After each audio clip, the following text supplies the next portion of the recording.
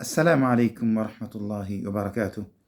الحمد لله رب العالمين، والصلاة والسلام على المبعوث رحمة للعالمين.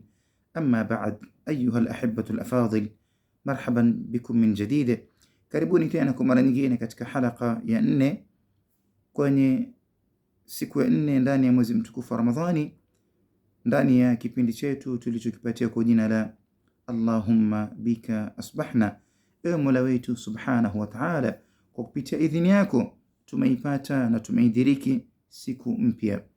Mtazamaji mtukufu wa Kiislamu, tuliishi jana na hili la Mtume sallallahu alaihi wasallam kumuomba Mola wake ili ampatie imani ambayo kwamba iliyo thabiti, kwa kuiomba ile dua yake ambayo kwamba anaipokelea nao mwezi, Allahumma ahillahu alaina bil amni wal iman, ya Rabbi tuandamishe mwezi huu kwa amani na imani.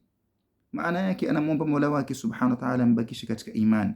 Tulizitaja baadhi za dalili katika halaka iliyotangulia kuonesha matunda ambayo kwamba watakwenda kula ahlul iman.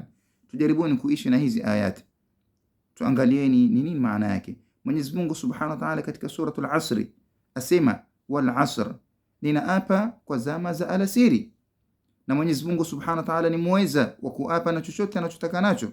Katika suratul Asri amefungua sura kwa kuapa na zama za alasiri, kisha asema innal insana lafi khusr, hakika binadamu yuko ndani ya khasara. Je, ni binadamu wote?